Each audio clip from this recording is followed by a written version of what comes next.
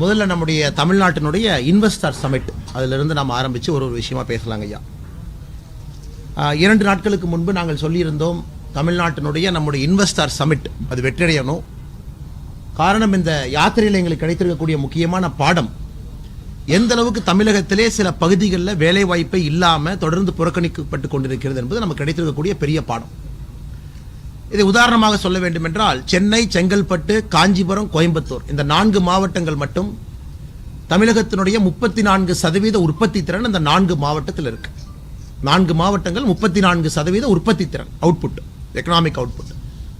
உதாரணத்துக்கு நேற்று நம்முடைய யாத்திரை 2 நாட்களாக தருமபுரியில் நடந்துகிட்டு இருக்கு. இப்போ தருமபுரியினுடைய உற்பத்தி திறனை பார்த்தீங்கன்னா வெறும் 1.7%, கரூர் 1.3%, சில மாவட்டங்கள் 1%தோட கீழே இருக்காங்க. குறிப்பாக தென் தமிழகத்தில் நிறைய மாவட்டங்கள் வளர்ச்சி இல்லாமல், வேலை வாய்ப்பு இல்லாமல் கஷ்டப்பட்டு இருக்காங்க. ஆனால் தமிழகத்தை பொறுத்தவரை நிறைய பணம் உள்ளே வர வேண்டும், இன்வெஸ்ட்மெண்ட்ஸ் வரணும். குறிப்பாக அதன் மூலமாக வேலை வாய்ப்பு உருவாக்கப்பட வேண்டும். வேலை வாய்ப்பு உருவாக்கக்கூடிய பணம் நமக்கு வேண்டும். நாம் தொடர்ந்து சொல்லிக் கொண்டிருக்கின்றோம். குறிப்பாக நம்முடைய பாரத பிரதமர் நரேந்திர மோடி அவர்கள் வந்த பிறகு India has become an attractive destination for FDI. அதாவது உலகத்தில் இருக்கக்கூடிய எல்லா ஃபண்ட் ஹவுசஸ், மேஜர் கம்பெனிஸ், அவங்க எல்லாருமே இன்னைக்கு இந்தியா ஒரு பெரிய ஒரு இடமாக, அவர்களுடைய பணத்திற்கு நல்ல ரிட்டர்ன் கொடுக்கக்கூடிய ஒரு நாடாக பார்க்க ஆரம்பித்திருக்கின்றார்கள். இன்னைக்கு உலகத்தில் FDI அட்ராக்ட் பண்ணக்கூடிய அதிக நாடுகள் பட்டியலில் நம்ம 2வது 3வது இடத்துல மாறி மாறி வர்றோம். அமெரிக்கா, சைனா, இந்தியா, இந்த 3 நாடுகள் தான் டாப் 3ல் இருக்கும். இது நம்முடைய உழைப்பு, குறிப்பாக இந்திய மக்களுடைய உழைப்பு, ஒரு பொலிட்டிக்கல் ஸ்டெபிலிட்டி, அதனுடைய வெளிப்பாடு. இன்னைக்கு FDI இன்வெஸ்ட்மெண்ட்ஸ் இந்தியா முழுவதும் வருது. இன்னைக்கு தமிழகத்தினுடைய அரசு 6.6 லட்சம் கோடி, 6 கோடியே 60 லட்சம் ரூபாய் இன்வெஸ்ட்மெண்ட் அட்ராக்ட் பண்ணியிருக்கிறான். 6.6 crore lakh ரூபி. இன்னைக்கு நான் ஏற்கனவே சொல்லியிருந்தேன், எங்களை பொறுத்தவரை 6.6 lakh crore, 6,60,000 கோடி ரூபாய். நாங்கள் ஏற்கனவே சொல்லியிருந்தோம், எங்களுடைய எதிர்பார்ப்பு தமிழகத்திற்கு 10 லட்சம் கோடி ரூபாய் நம்முடைய எதிர்பார்ப்பாக நாங்கள் சொல்லியிருந்தோம். எதற்குன்னு நீங்க கேட்கலாம். கடந்த 3 ஆண்டுகளில் இந்தியாவில் நடந்த முக்கியமான இன்வெஸ்ட்மெண்ட் சம்மிட்டை பார்க்கலாம். 2023 பிப்ரவரி உத்தரப்பிரதேசத்தில் இதே போல் நடந்தது. 2023 பிப்ரவரியில் உத்தரப்பிரதேசம் அட்ராக்ட் பண்ண மொத்த பணம் எவ்வளோன்னா, நாம் 6,60,000 கோடி, நம்மளாம் வடக்கங்க அப்படின்னு சொல்றோம். உத்தரப்பிரதேஷ் அட்ராக்ட் பண்ண பணம் 33,51,000 கோடி ரூபாய், 33,51,000 crore. தமிழகம் நாம் எவ்வளவு அட்ராக்ட் பண்ணியிருக்கிறோமோ இந்த சமிட்ல 5 மடங்கு உத்தரப்பிரதேசம் 2023 பிப்ரவரியில் நடந்த யூபி இன்வெஸ்ட்மெண்ட் சமிட்ல அட்ராக்ட் பண்ணியிருக்காங்க. யூபியில் ரொம்ப அற்புதமான விஷயம் என்ன செஞ்சிருந்தாங்கன்னா, 75 மாவட்டத்துக்கும் அட்ராக்ட் பண்ணியிருந்தாங்க. 75 மாவட்டத்திற்கும் அட்ராக்ட் பண்ணியிருந்தாங்க. உத்தரப்பிரதேசனுடைய மிக மோசமான ஏரியாவாக இருக்கக்கூடிய பூர்வஞ்சல், புண்டில்கண்ட், உத்தரப்பிரதேசனுடைய வறட்சியில மிக மிக மோசமாக இருக்கக்கூடிய பகுதி புண்டில்கண்ட், பூர்வஞ்சல் மட்டுமே 9,51,000 கோடி ரூபாய் அட்ராக்ட் பண்ணாங்க. நான் ஜஸ்ட் ஒரு கால்குலேஷனுக்காக சொல்றேன். இல்ல அண்ணாமலை என்ன 10 லட்சம் கோடின்னு காத்துல சொன்னாரா, சும்மா சொன்னாரா, சும்மா ஒரு பாட்டுக்கு அடிச்சு விட்டாரா? தமிழ்நாடு அரசு 5 லட்சம் கோடின்னு சொன்னாங்க டார்கெட். அண்ணாமலை என்னை தான் சாக்குன்னு ஒரு 10 லட்சம் கோடி சொல்லிட்டாரு. இன்னைக்கு 6 லட்சம் கோடி அட்ராக்ட் பண்ணியிருக்காங்க. இதை வச்சு அண்ணாமலை அரசியல் பண்றாரா அப்படிங்கிறத தாண்டி இந்தியாவுடைய மேப்பை உங்களுக்கு காட்ட வேண்டிய கடமை நமக்கு இருக்கு. நாம் என்ன எந்த அளவுக்கு இம்ப்ரூவ் பண்ணணும்னு சொல்ற அளவுக்கு. உத்தரப்பிரதேச மாநிலம் 2023 பிப்ரவரியில் 33 லட்சம் கோடி ரூபாய் அட்ராக்ட் பண்ணியிருக்காங்க. அதன் பிறகு கர்நாடகா 2022 2023 கர்நாடகாவில் எலெக்ஷன் இயர், 2022 இன்வெஸ்ட் கர்நாடகால 9,82,000 கோடி ரூபாய், 9,82,000 crore கர்நாடகால 2022 பிப்ரவரியில் அட்ராக்ட் செய்யப்பட்ட பணம். குஜராத்தினுடைய இன்வெஸ்ட்மெண்ட் சமிட் நாளை மறுநாள், அதுக்கு அடுத்த நாள் நடக்குது. 10, 11, 12 ஜனவரி 10, 11, 12 குஜராத்தில் நடக்குது. குஜராத்தினுடைய பூர்வாங்கமாக இன்வெஸ்ட்மெண்ட் சமிட்டுக்கு முன்னாடி அவங்க பண்ண ப்ரீ சைனிங், நம்ம டிஆர்பி ராஜான்னு சில போட்டோலாம் போட்டிருந்தாங்க. இன்வெஸ்ட்மெண்ட் சமிட்டுக்கு முன்னாடியே இவ்வளவு பேர் கையெழுத்து போட்டிருக்காங்க. குஜராத் கடந்த 3 நாட்கள் அட்ராக்ட் பண்ண இன்வெஸ்ட்மெண்ட் மட்டுமே 7 லட்சம் கோடி ரூபாய். இன்னும் இன்வெஸ்ட்மெண்ட் சமிட்டுக்குள்ளே அவங்க போலிங்க. 7 லட்சம் கோடி ரூபாய் குஜராத் இன்வெஸ்ட்மெண்ட் சமிட் நடக்கிறதுக்கு முன்னாடி இருக்கக்கூடிய 3 நாள் அட்ராக்ட் பண்ண இன்வெஸ்ட்மெண்ட். ஸோ குஜராத் எவ்வளோ அட்ராக்ட் பண்ணுறாங்க அப்படிங்கிறது நமக்கு 10, 11, 12 3 நாட்களில் இன்வெஸ்ட் குஜராத் முடிந்த பிறகு நமக்கு தெரியும்.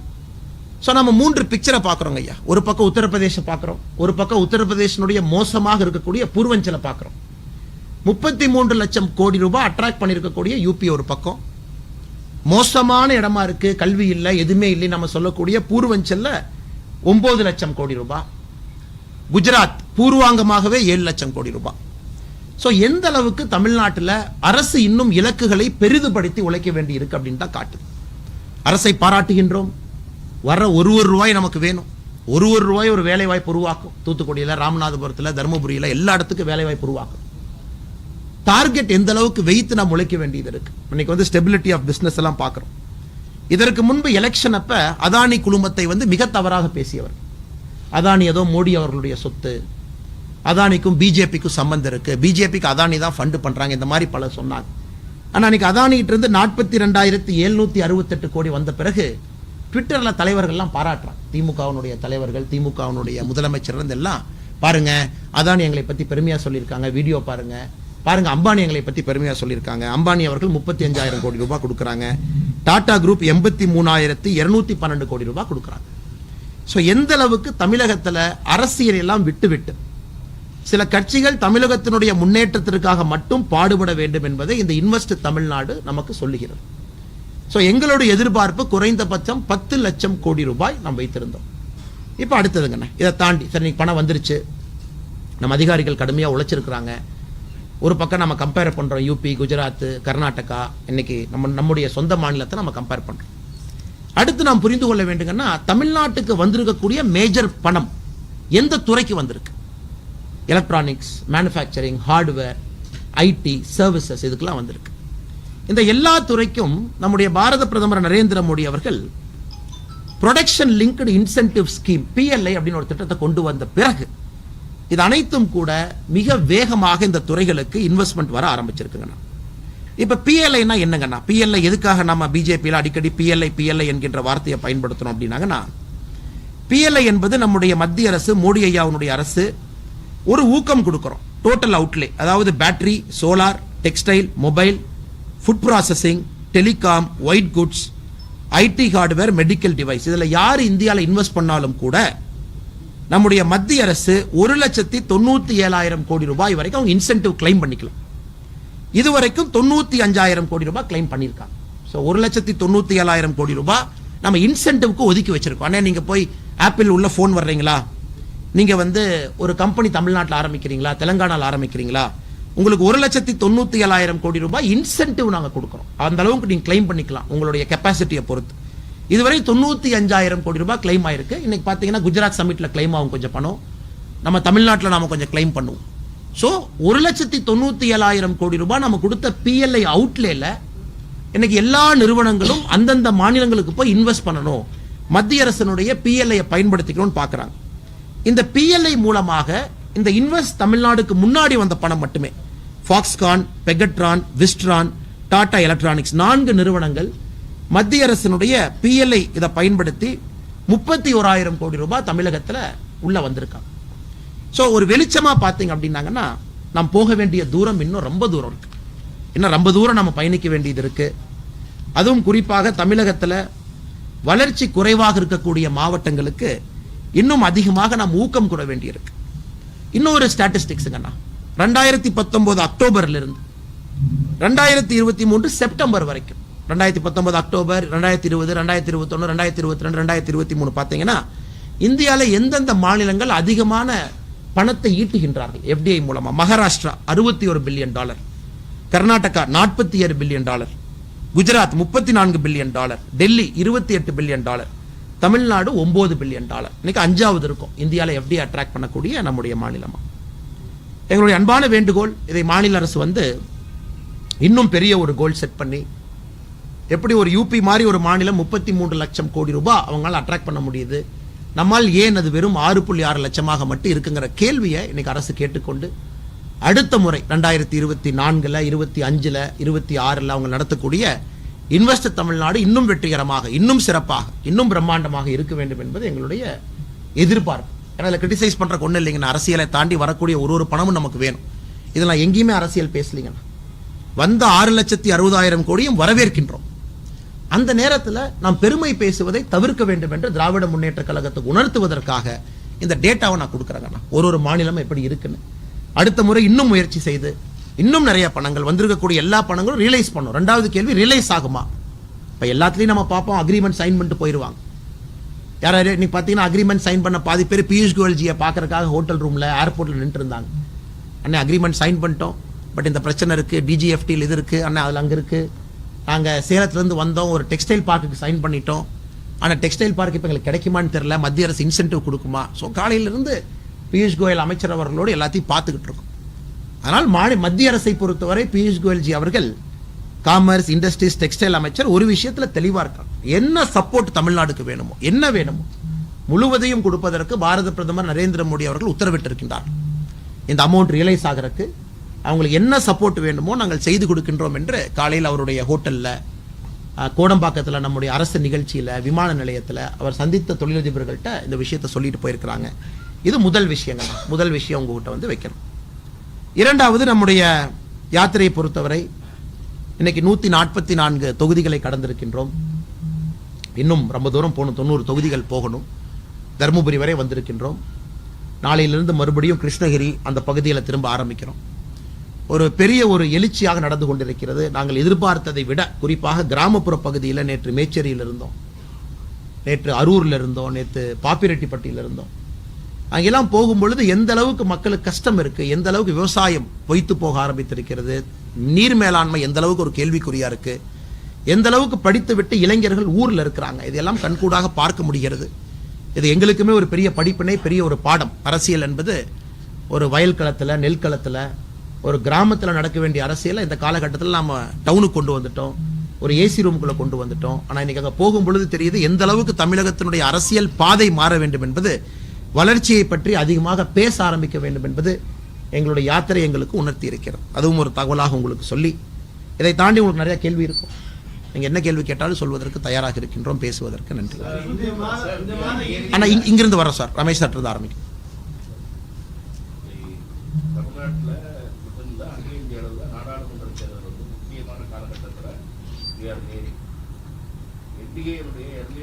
மேஜர் பார்ட்னராக தமிழ்நாட்டில் இருந்த அதிமுக ஒன்றுக்கும் மேற்பட்ட முறை தெளிவுபடுத்திவிட்டது.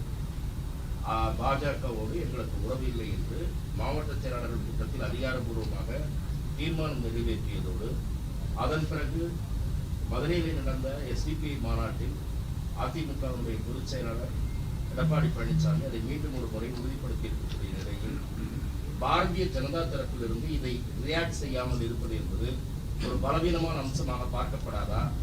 ஏன் அந்த தயக்கம்? அதிமுக உறவு முறிந்த நிலையில் அது குறித்து பாஜக தனது பார்வையை திருப்பி இருக்கிறதா? பாஜகவுடைய நிலைப்பாடு எங்களை பொறுத்தவரை தயக்கம் என்கின்ற வார்த்தையை நான் பயன்படுத்த மாட்டேங்கன்னா, நீங்க எல்லா 2019 தேர்தல், 2014 தேர்தல், 2016 தேர்தல் நீங்க பாருங்க சார். குறிப்பாக நம்மை பொறுத்தவரை இந்தியாவில் பல இடத்துல நம்ம ஆட்சியில் இருக்கோம், பல இடத்துல எதிர்கட்சியா இருக்கோம், பல இடத்துல வளர்ந்து கொண்டிருக்கின்றோம். எல்லா இடத்துக்குமே ஒரு கூட்டணியை பற்றி அறிவிக்கக்கூடிய ஒரு சக்தி யாருக்கு இருக்குன்னா பாராளுமன்ற போர்டுக்கு இருக்கு. ஸோ நாம மற்ற கட்சிகள் ஒரு தமிழகத்தில் மட்டும் சில பேர் அரசியல் பண்ணுவாங்க, சில பேர் பிராந்திய கட்சிகளாக இருப்பாங்க, ரீஜனல் கட்சிகளாக இருப்பாங்க. அவங்க பேசலாம். 2024 தேர்தலுக்கு 6 மாதம் முன்னாடி பேசலாம், 3 மாதம் முன்னாடி பேசலாம், என்ன வேணாலும் பேசலாங்கண்ணா. பிஜேபியை பொறுத்தவரை ஒரு விஷயத்தில் நாம் தெளிவாக இருக்கின்றோம், பல இடத்துல நானும் பேசிக் கொண்டிருக்கின்றேன். பாரத பிரதமரை யாரெல்லாம் ஏற்றுக்கொண்டு நம்மோடு வருகின்றார்களோ நம்மோடு பயணிக்கிறாங்க. சில பேர் நேரடியாக பயணிக்கிறாங்க, சில பேர் பயணிக்கிறதுக்கு தயாராக இருக்காங்க. வருகின்ற மாதங்கள் அதை பார்ப்பீங்க. இப்போதைக்கு பாரதிய ஜனதா கட்சி அரசியல் தேர்தல் என்று பேச ஆரம்பிக்கவில்லை. பாரதிய ஜனதா கட்சியினுடைய சென்ட்ரல் பார்ட்டி லீடர்ஷிப் நம்ம 2024 தேர்தல் என்கின்ற வார்த்தை என்ன பேச, அதுக்காக பார்லிமெண்டரி போர்டு கூடவே இல்லைங்கண்ணா. இப்போ என்னுடைய லெவலில் ஒரு மாநில தலைவராக நான் என்ன பேச முடியுமோ அதை பேசிக் கொண்டிருக்கின்றேன். மோடி அவர்களை யார் ஏற்றுக்கிறீங்களோ கூட இருக்கிறீங்க, சேர்ந்து பயணம் பண்ண போறோம். 2024 பாரதிய ஜனதா கட்சி தமிழகத்திலே கட்சியாக எங்களுக்கு ஒரு முக்கியமான தேர்தல். இந்த முறை பாரதிய ஜனதா கட்சி மிகப்பெரிய வளர்ச்சியை மக்களுடைய ஆதரவோடு 2024 தேர்தலில் காட்டுங்க. இதுக்கு நீங்க முறைப்படி ஒரு கிளியர் கட் ஆன்சர் வேணும். யார் நம்ம கூட்டணியில் இருப்பாங்க, என்டிஏனுடைய ஷேப் அண்ட் ஃபார்ம் எப்படி இருக்கும், என்டிஏ எப்போ நீங்க அனௌன்ஸ் பண்ண போறீங்க, இவங்க தான் எங்களுடைய பார்ட்னர்ஸ் எப்போ நீங்க சொல்ல போறீங்கன்னா அது பாராளுமன்ற போர்டு மட்டும்தான் அதை சொல்ல முடியுங்கன்னா இதுவரை இந்தியாவில் எங்கேயுமே கூடல. சிரோமணி அகாலிதள் பஞ்சாப் பிரச்சனை இருக்கு, நீங்க இந்தியா முழுவதுமே பாருங்க, இந்தியா முழுவதுமே எங்கேயுமே பாரதிய ஜனதா கட்சி இதுதான் என்று சொல்லவில்லை. அப்பப்ப நாம என்டிஏ பார்ட்னர்ஸ் மீட்டிங் நடக்குது, அதில் 2 முறை நடந்திருக்கு. டெல்லிக்கு போயிருக்கிறாங்க, தலைவர்கள் வந்திருக்கிறாங்க. பிரதமர் அவர்கள் வரும் பொழுது வரவேற்பதற்கு நம்முடைய கூட்டணி கட்சி தலைவர்கள் வர்றாங்க.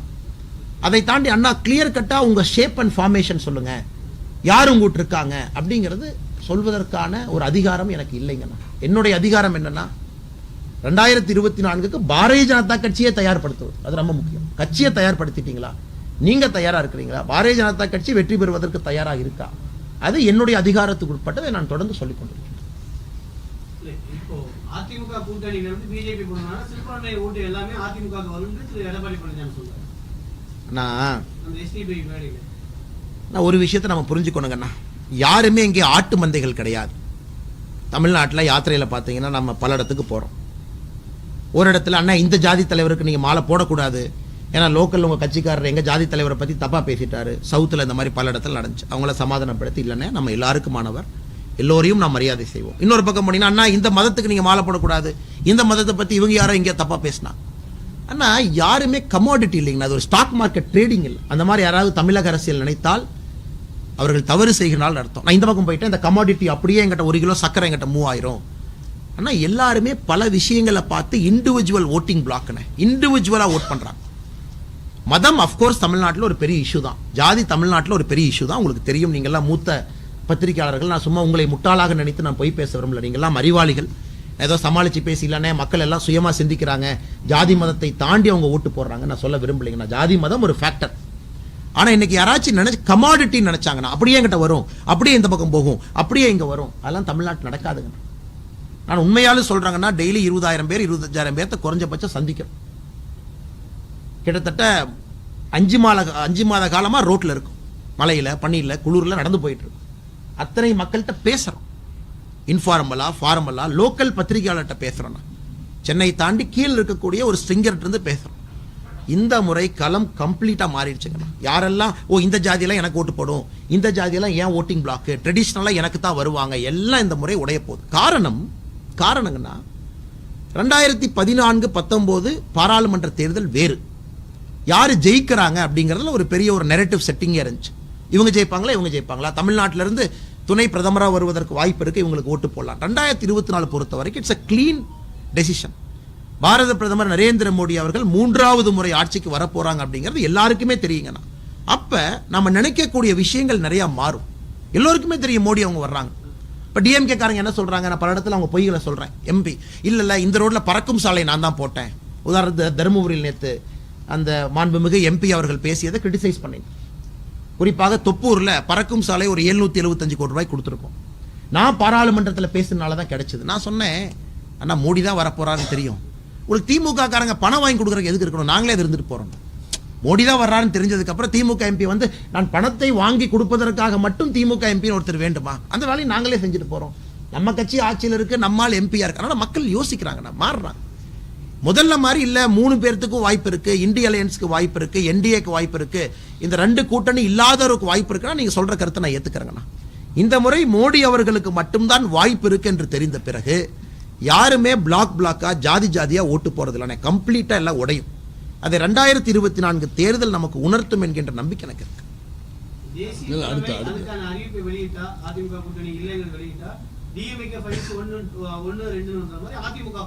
அண்ணே கரப்ஷன் மட்டும் ஒரு இஷ்யூ இல்லைங்கண்ணா. நம்ம ஒரு விஷயம் என்ன புரிஞ்சுக்கணும்னா, கரப்ஷன் என்பது ஒரு ட்ரிகர் ஃபேக்டர். நம்ம ட்ரிகர் பண்ணணும், மக்களுடைய மனசாட்சியை ட்ரிகர் பண்ணணும், மக்கள்கிட்ட அந்த நெரேட்டிவை நம்ம கொண்டு போகணும். மக்கள்கிட்ட சொன்னோம் சார் கரப்ஷனும் ஒரு ஃபேக்டர். ஸோ காலையிலிருந்து இரவு வரை நான் கரப்ஷனை மட்டும் பேச முடியாதுங்கண்ணா. அண்ணாமலை என்ன காலையில் ப்ரெஸ் மீட்டில் லஞ்சத்தை பற்றி பேசினாரு, மத்தியானம் லஞ்சம் 2 பற்றி பேசினாரு. அப்போ நான் ஆக்டிவிஸ்ட் ஆயிடுவேன். அப்போ நான் அரசியல்வாதி இல்லைண்ணே, நான் ஆக்டிவிஸ்ட். எத்தனையோ ஆக்டிவிஸ்ட் தமிழ்நாட்டில் இருக்காங்க, சிறப்பாக செயல்படுறாங்க. பத்திரிகை நண்பர்கள் நீங்களும் நிறைய பேர் ஆக்டிவிஸ்டாக காட்டுறீங்க.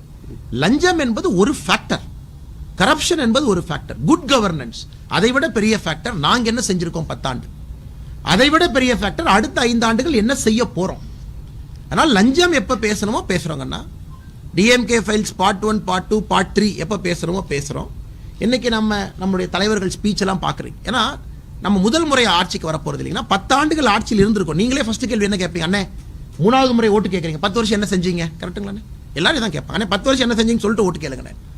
ஸோ மக்களுக்கு சொல்ல வேண்டிய கட்டாயம் எங்களுக்கு இருக்கு. அண்ணே 10 வருஷம் செஞ்சிருக்கும். அப்போ எங்களுடைய குட் கவர்னன்ஸை, நல்லாட்சியை ப்ரொஜெக்ட் பண்ண வேண்டிய நிலைமையில பாரதிய ஜனதா கட்சி இன்னைக்கு இருக்கு. முதல் முறை ஆட்சிக்கு வர 2014 எங்களுடைய பேச்சு வேற மாதிரி இருந்துச்சு. 2019 ஆட்சியை தக்க வைக்கும் பொழுது வேற மாதிரி இருந்துச்சு. 2024 என்பது 10 ஆண்டுகள் என்ன செய்திருக்கின்றோம், அடுத்து என்ன செய்ய போறோம். அதனால் நீங்க சொல்றது ஒரு ஏற்புடைய கருத்து தான். லஞ்சத்தை பேசணும், கரப்ஷனை பேசணும். பாராளுமன்றத்துக்கு 60 நாள் இருக்கும் பொழுது, இன்னும் 60 நாட்கள் பாக்கி இருக்கும் பொழுது லஞ்சத்தையும் பேசணும், குட் கவர்னன்ஸும் பேசணும், எங்க விஷன் மேப்பையும் பேசணும். அதையெல்லாம் செய்து கொண்டிருக்கின்றோம். அடுத்து மாலத்தீவு வரங்க.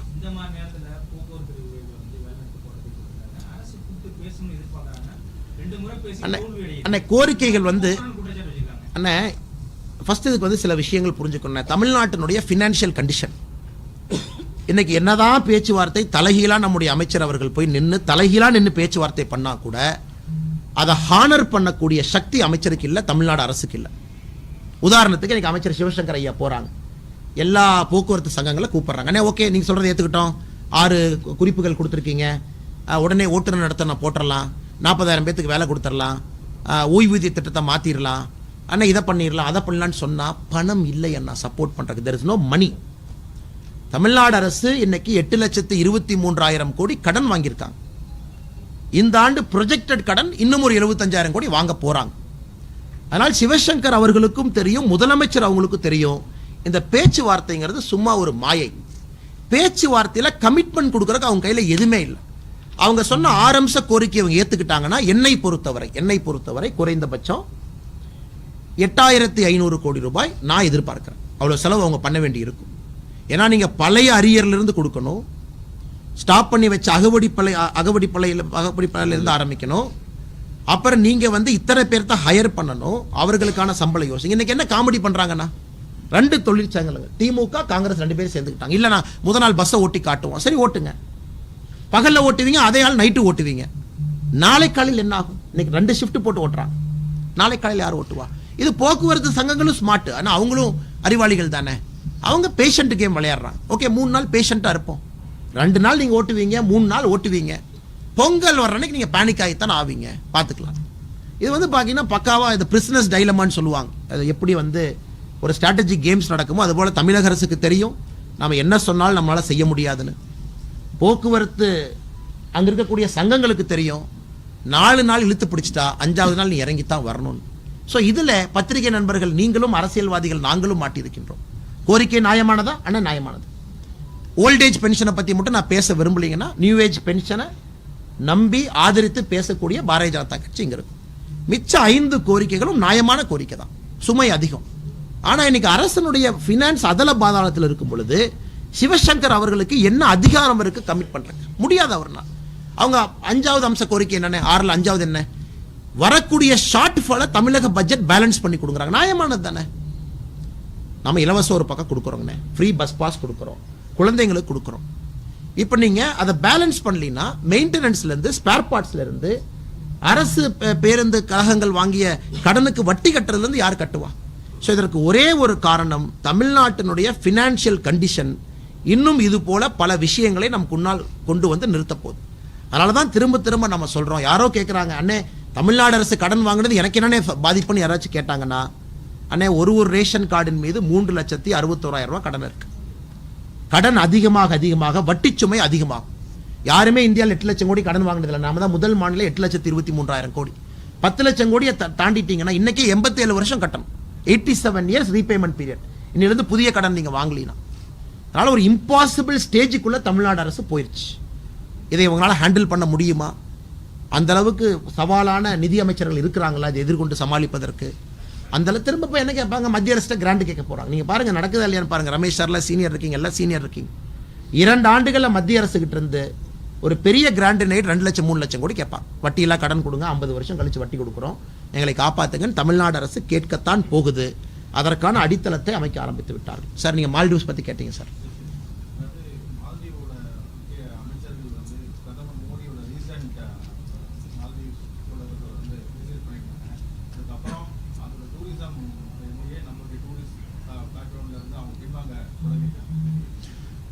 இது கொஞ்சம் டீட்டெயிலாக சொல்லணும்னு நினைக்கிறேன் சார். ஏன்னா நம்ம தமிழகத்தில் இருக்கக்கூடிய மக்களுக்கு இதை பற்றி இன்னும் கொஞ்சம் நம்ம ஆழமாக பேச வேண்டும் என்பது என்னுடைய கருத்து. மாலத்தீவு லட்சத்தீவுக்கு பக்கத்தில் இருக்கக்கூடிய தீவு. உங்களுக்கு தெரியும், இதற்கு முன்பு லட்சத்தீவில் வந்து பிளாட் அமைப்பினர் வந்து மாலேக்குள்ள, மால்டீவ்ஸுடைய கேபிட்டல் சிட்டி மாலேக்குள்ள போய் பேராஷூட்லேருந்து குதிச்சு இரவோடு இரவாக மாலேவை கேப்சர் பண்ணி அந்த அரசை தன்னுடைய சொத்தாக அபகரிக்க முயற்சித்த பொழுது இந்தியாவிலிருந்து நாம் ஆர்மி ஃபோர்ஸ் அனுப்பி அதை ரெடி பண்ணி திரும்ப மாலத்தீவு கொடுத்தோம். அன்றிலிருந்து நமக்கும் மாலத்தீவுக்கும் ஒரு ஒப்பந்தம் என்னன்னா, இந்தியன் மிலிட்டரியினுடைய கண்டிஜென்ட் ஃபோர்ஸ் மாலத்தீவில் இருப்பாங்க எப்பொழுதுமே மாலத்தீவினுடைய பாதுகாப்புக்காக. மாலத்தீவினுடைய நேஷனல் செக்யூரிட்டி அட்வைசர் நம்மகிட்ட அஜித் தோவல் இருக்கிற மாதிரி மாலத்தீவினுடைய நேஷனல் செக்யூரிட்டி அட்வைசர் இந்தியாவிலிருந்து போவாங்க. இந்தியாவில் இருக்கக்கூடிய ஐபிஎஸ் ஆஃபீஸர் ஒருத்தர் மாலத்தீவினுடைய என்எஸ்ஏவா இருப்பாங்க. இது பல ஆண்டு கால ஒப்பந்தம், அதை அப்படியே ஃபாலோ பண்றோம். குறிப்பாக இப்ப வந்திருக்கக்கூடிய மாலத்தீவினுடைய அதிபர் எலெக்ஷன் பிரச்சாரத்தப்பவே no India, anti India, no force அப்படின்னு டிஷர்ட் போட்டு பிரச்சாரம் பண்ணவர். ஸோ எலெக்ஷன்ல ஜெயிச்சாங்க, ஆட்சிக்கு வந்தாங்க. வந்தவுடன் என்ன சொன்னாங்க, மாலத்தீவில் இருக்கக்கூடிய இந்தியன் ஆர்மி நீங்க வாபஸ் வாங்கிக்கணும், என்எஸ்ஏவை திரும்ப கூப்பிட்டுக்கணும், மாலத்தீவுக்குள்ள யாரும் இருக்கக்கூடாது. எப்பொழுதுமே மாலத்தீவினுடைய அதிபர் முதல் விசிட் இந்தியாவுக்கு வருவாங்க. ஆனா இந்த அதிபர் முதல் விசிட் டர்க்கிக்கு போனார். ரெண்டாவது விசிட் இப்ப சைனால இருக்காங்க. நேற்று காலை சைனாக்கு போயிருக்காங்க. இன்னைக்கு சைனால மாலத்தீவினுடைய அதிபர் இருக்காங்க. இப்ப அவருக்கு சப்போர்ட் பண்ணி சைனா நேற்று பிரஸ் ஸ்டேட்மெண்ட் கொடுக்குது. இல்ல இந்தியா வந்து இதை குறுகிய மனப்பான்மையில பார்க்க கூடாது, இந்தியா வந்து பரந்த மனப்பான்மையில பார்க்கணும். இது ஒரு பக்கம் ஜியோ பொலிட்டிக்கல். ரெண்டாவது, மாலத்தீவுக்கு ஒரு ஆண்டுக்கு 12 லட்சம் சுற்றுலா பயணிகள் செல்றாங்க. 12 லட்சம் சுற்றுலா பயணிகள், அதுல 25% இந்தியர்கள். அப்பனா 3 லட்சம் பேர் நாம் அனுப்புறோம். 3 லட்சம் பேர் இந்தியாவிலிருந்து போறாங்க. அப்படின்னா மாலத்தீவினுடைய 4/1 பங்கு டூரிசம் ரெவென்யூ இந்தியா கொடுக்குது. இந்தியா நம்ம இந்தியர்கள் நாம கொடுக்கிறோம். ஆனா லக்ஷ்வதீப்புக்கு செல்லக்கூடிய இந்தியன் டூரிஸ்ட் வெறும் 25,000. நீங்க பாருங்க, ரெண்டுமே பக்கத்துல இருக்கு. லக்ஷ்வதீப்ல அகாட்டி ஏர்போர்ட் இருக்கு, மாலத்தீவுல மாலே ஏர்போர்ட் இருக்கு. லக்ஷ்வதீப்புக்கு 25,000 இந்தியர்கள் போறாங்க, மாலத்தீவுக்கு 3 லட்சம் பேர் போறாங்க. பிரதமர் என்ன பண்ணாங்கன்னா, இந்தியாவில் இருக்கக்கூடிய நம்முடைய டெஸ்டினேஷனை ப்ரொமோட் பண்றாங்க. பிரதமர் அவர்கள் தமிழ்நாடு பயணத்தை முடிச்சுட்டு, திருச்சி பயணத்தை முடிச்சுட்டு இங்கிருந்து நேரா பிரதமர் அவர்கள் லட்சத்தீவுக்கு போனாங்க. அங்க போயிட்டு ஸ்நார்க்கலிங், அங்க இருக்கக்கூடிய முக்கியமான விஷயங்களை பிரதமரே காமிச்சாங்க, எந்த அளவுக்கு அட்ராக்டிவா இருக்குன்னு. அதன் பிறகு மாலத்தீவினுடைய அமைச்சர்கள், பாராளுமன்ற எம்பி ஒருவர் 3 பேர் ட்வீட் போடுறாங்க. எத்தனை நண்பர்கள் அந்த ட்வீட்டை படிச்சீங்கன்னு தெரியல. நீங்க கனவுல நினைச்சாலும் மாலத்தீவை நோக்கி இந்தியா வர முடியாது. நீங்கெல்லாம் பொது வெளியில நீங்கெல்லாம் இயற்கை உபதிக்கு போறவங்க, நீங்க இந்தியன்ஸ்னா அன்கிளீன், மாலத்தீவு பக்கம் வந்துடாதீங்க. ஒரு சிட்டிங் மினிஸ்டர் போட்ட ட்வீட். ரெண்டாவது சிட்டிங் மினிஸ்டர் ட்வீட் போடுறார், இந்தியாவில் எந்த ஹோட்டலுக்கு போனாலும் ஸ்மெல் அடிக்கும், மாலத்தீவில் பாருங்க எந்த ஹோட்டல்லையும் ஸ்மெல் அடிக்காது. அப்ப நீங்க எல்லாம் மாலத்தீவை முந்திரலான்னு கனவுல கூட யோசிக்காதீங்க. ஆனா இந்தியாவில் டாடா கன்சல்டன்சி சர்வீஸ் என்கின்ற ஒரு கம்பெனியினுடைய வேலை செய்யக்கூடிய ஆட்கள் மாலத்தீவு மக்கள் தொகையை விட அதிகம். நான் புரிஞ்சுக்கணும். I'm just giving you comparative statistics. TCS employment base is more than the population of Maldives. Andaman நிக்கோபாரை பத்தி நான் பேசவே விரும்பல. நம்ம அந்தமான் நிக்கோபார் எடுத்துட்டோம்னா மாலத்தீவு வந்து தீப்பெட்டியில் இருக்கக்கூடிய ஒரு தீக்குச்சி. அதனால் இன்னைக்கு இந்திய மக்கள் ரியாக்ட் பண்றாங்க. ஈஸ்ட் மை ட்ரிப் சொல்லியிருக்காங்க. நாங்க இனி மாலத்தீவு, ஈஸ்ட் மை ட்ரிப் நமக்கு தெரியும், இந்தியாவில் நம்பர் 2 புக்கிங் வெப்சைட். நாங்க எல்லாத்தையும் கேன்சல் பண்ணிட்டோம். புதுசா மாலத்தீவுக்கு எந்த விதமான ஆர்டர் நாங்க எடுக்க போறது இல்ல, யாரும் போகாதீங்க. சச்சின் டெண்டுல்கர், சல்மான் கான், முக்கியமான செலிபிரிட்டிஸ் எல்லாருமே ட்வீட் போடுறாங்க, இந்தியாவில் இருக்கக்கூடிய பீச் சிந்தூர்கர்ல இருந்து நம்ம அங்க போவோம், எதுக்கு மாலத்தீவுக்கு போகணும். உடனே மாலத்தீவு அரசு பேனிக் ஆகுது. 2 அமைச்சர்களையும் பாராளுமன்ற எம்பி சஸ்பெண்ட் பண்றாங்க. நாம மாலத்தீவுடைய அம்பாசிடர் MEA கூப்பிடுறோம், நம்ம டிமார்ச்சே பண்றோம், நம்மளுடைய ஆதங்கத்தை வெளிப்படுத்துறோம். அவங்க கிளம்பிட்டாங்க. அண்ணா, இந்தியா வந்து சுருக்கமா சொல்லணும் அப்படின்னாங்கன்னா, இந்தியாவை பொறுத்தவரை நம்ம ஒரு முக்கியமான குளோபல் பிளேயர், வேற வெரி இம்பார்ட்டன்ட் குளோபல் பிளேயர். எந்த நாடுகளும் கூட இந்தியாவை சாதாரணமாக இப்ப எடை போட முடியாது. அந்த அளவுக்கு நமக்கு ஒரு கிளவுட் இருக்கு, இன்டர்நேஷனல் அப்பீல் இருக்கு. மோடி அவர்கள் வந்த பிறகு மாலத்தீவு நமக்கு நெருங்கிய ஒரு நாடு, நெருக்கமான உறவு வேண்டும், அதில் எந்த மாற்று கருத்தும் இல்லை. இன்னைக்கு மாலத்தீவினுடைய அப்போசிஷன் பார்ட்டி, இதுவரை யார் ஆட்சியில் இருந்தாங்களோ அவங்க மாலத்தீவு அரசின் மீது நம்பிக்கையில்லா தீர்மானம் கொண்டு வர்றதுக்கு அவங்க இறங்கியிருக்காங்க. அவங்கள இந்தியா சப்போர்ட். எப்படி நீங்க மோடியை பத்தி தப்பா பேசலாம், எப்படி நீங்க இந்தியாவை பத்தி தப்பா பேசலாம். அதனால ரொம்ப இன்ட்ரெஸ்டிங்கான நாட்கள் இருக்கு. மற்றபடி மற்றவங்க நினைக்கிற மாதிரி மாலத்தீவுங்கிறது இந்தியாவை பொறுத்தவரை ஒரு சிறிய ஒரு நாடு. அதற்கு இந்தியாவினுடைய உதவி தேவைப்படுது. நாம் எதுவுமே செய்யல. உங்களுக்கு தெரியும், இந்தியாவில் இருக்கக்கூடிய ஒரு நிறுவனத்தினுடைய ஏர்போர்ட் கான்ட்ராக்டை கேன்சல் பண்ணாங்க. அதுக்குள்ள நான் போக விரும்பலைங்கன்னா, அது ஒரு பெரிய ஸ்டோரி. ஒரு ஆண்டுக்கு முன்பு இந்தியாவுடைய ஒரு பெரிய நிறுவனத்தினுடைய கான்ட்ராக்டை கேன்சல் பண்ணாங்க. ஏர்போர்ட் டெர்மினல் கட்ட ஆரம்பித்த பிறகு கான்ட்ராக்ட் ஒரு சைனீஸ் கம்பெனி கொடுத்தாங்க. ஸோ லாங் ஸ்டோரி பின்னாடி இருக்குங்கன்னா, பட் இந்தியர்கள் ஒன்றாக சேர்ந்து இருப்பது ரொம்ப பெருமையாக இருக்குது. எல்லாருமே இப்போ ட்வீட் போடுறாங்க, எல்லோரும் என்னுடைய நாட்டை அவமானப்படுத்திட்டேன், நான் மாலத்தீவுக்கு வரமாட்டேன். யாரோ சொன்னாங்களே, ஈஸ்ட் பை ட்ரிப்பில் லக்ஷ்வதீப்பினுடைய கூகுள் சர்ச் மட்டுமே 3400% அதிகமாக இருக்குது. பிரதமர் அவர்கள் போயிட்டு வந்த பிறகு 3400% மக்கள் கூகுள் பண்ணி லக்ஷ்வதீப் பற்றி தெரியலாம். ஸோ நாம் இதை பெருமை பண்ணோம்னா, எந்த அளவுக்கு நம்முடைய பிரதமர், நம்முடைய நாடு இன்னைக்கு குளோபல் ஸ்டேஜில் ஒரு மிகப்பெரிய ஒரு ஆளுமையாக மாறிக்கொண்டிருக்கிறது என்பது பெருமைப்பட வேண்டிய விஷயம். குஜராத் கலவரத்தின் போது மாநில நண்பர்கள் செய்யப்பட்ட பில்கிஸ் பானுக்கு ஆதரவாகவும் 11 பேருக்கு எதிராகவும் உச்சநீதிமன்றம் தீர்ப்பு வழங்கியிருக்கு. இதை சுட்டிக்காட்டி காங்கிரஸ் எம்பி ராகுல் காந்தி சொல்லியிருக்காரு, ஆணவத்திற்கு எதிரான பாஜகவின் ஆணவத்திற்கு எதிராக கிடைத்த தீர்ப்பு இது. ஆனால் குஜராத்தை பொறுத்த வரைக்கும் பில்கிஸ் பானு அவர்களுக்கு நடந்திருக்கக்கூடிய அந்த விஷயத்தை, கொடூரமான விஷயத்தை யாரும் கூட ஆதரிக்க முடியாது. ஒரு நல்ல மனிதராக இருந்தால் யாரும் ஆதரிக்க போகிறது இல்லைங்கண்ணா. ஒரு பிரெக்னெண்ட்டாக இருந்த ஒரு அம்மா கலவரத்தின் பொழுது அவங்களுக்கு அந்த மாதிரி நடந்திருக்கு. இது வந்து ஒரு மோசமான குற்றம். அதில் எந்த மாற்று கருத்து இல்லைங்கண்ணா. இன்னைக்கு அந்த பில்கிஸ் பானு வழக்கில் ட்ரையல் வந்து குஜராத்துக்கு வெளியே மகாராஷ்டிராவில் நடந்துச்சு. எத்தனை பேர் ஜட்ஜ்மெண்ட்டை முழுசாக பார்த்தீங்கன்னு தெரியல, சகோதரர்கள் நீங்கள் படிச்சிருக்கலாம். சுப்ரீம் கோர்ட் 2-3 அப்சர்வேஷன் கொடுத்துருக்காங்க. ஒன்று, மகாராஷ்டிரா அரசுக்கு தான் இந்த அப்பீல் ரெமிஷன் கொடுக்கறதுக்கு தகுதி இருக்கோ தவிர குஜராத் அரசுக்கு தகுதி இல்லை. ஒரு டெக்னிக்கலாக சொல்லியிருக்காங்க. ஸோ குஜராத் அரசு கொடுக்கக்கூடாது, ஒரு டெக்னிக்கல் பாயிண்ட் சுப்ரீம் கோர்ட் சொல்லியிருக்காங்க, ஏற்றுக்கணும். அப்படின்னா இது தமிழ்நாட்டுக்கும் எல்லாத்துக்குமே பொருந்தும். ஒரு மாநிலத்தில் ட்ரையல் நடக்கும் பொழுது வேறு மாநிலத்தினுடைய கேஸை மாற்றும் பொழுது எந்த மாநிலம் ரெமிஷன் கொடுக்கறதுக்கு தகுதி இருக்கு, முதல் பாயிண்ட். ரெண்டாவது, பில்கிஸ் பானு கேஸை பொறுத்தவரைக்கும் முதல்ல இருந்து நான் சொல்றேன்னா, இதுல வந்து பாரதிய ஜனதா கட்சி தயவு செஞ்சு நீங்க மோடிஜி யாரையுமே இழுக்காதீங்கன்னா.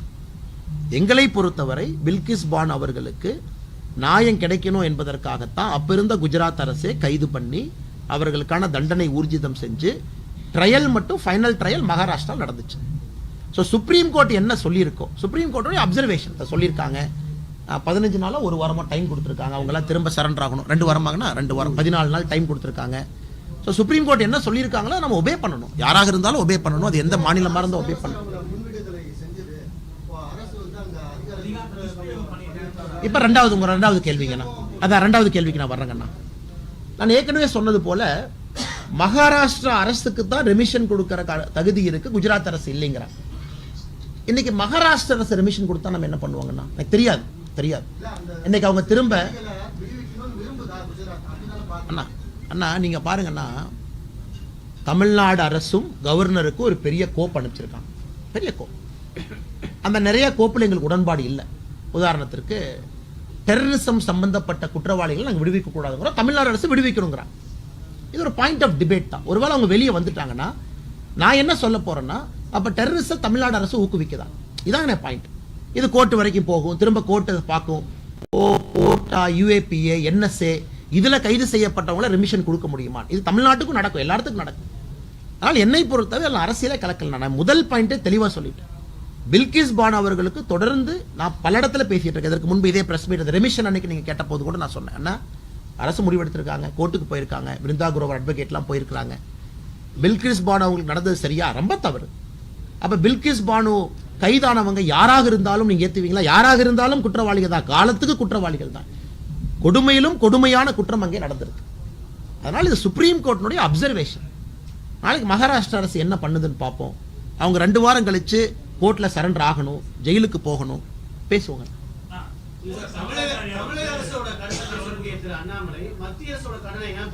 மத்திய அரசுடைய கடன் 2014 வரைக்கும் 58 லட்சம் கோடி அந்த கடன் இந்த 9 ஆண்டுகள கிட்டத்தட்ட 100 லட்சம் கோடி அதிகரிச்சு கிட்டத்தட்ட 156 கோடி அதிகமாயிடுச்சு. 100% உயர்ந்திருக்குது. அப்புறம் கேஸ் அழகி வந்து ஒரு கேள்வி முன்வைக்கிறார். அண்ணா அழகிரி என்ன ஒரு மூத்த தலைவருங்கண்ணா, ஒரு பாரம்பரியமான அரசியல் கட்சியினுடைய தலைவரா இருக்கிறாங்க. காங்கிரஸ் வந்து ரொம்ப நீண்ட நெடிய அனுபவம் இருக்கக்கூடிய கட்சி. அண்ணா கடனை எப்பொழுதுமே நம்ம எது கம்பேர் பண்றோம் அப்படின்னாங்கன்னா, அந்த மாநிலத்தினுடைய உற்பத்தி திறனுக்கு கம்பேர் பண்றோம். இன்னைக்கு தமிழ்நாட்டினுடைய மொத்த உற்பத்தி திறன்ல நம்முடைய மாநிலத்தினுடைய கடன் 25% தாண்டிட்டோம். 25.14 நினைக்கிறேன், கரெக்டான டேட்டா என்கிட்ட இல்ல. 25% பக்கத்தில் வந்துட்டோம். உற்பத்தி திறன்ல 25% கடன். இந்தியாவுடைய உற்பத்தி திறன் $3.97 trillion.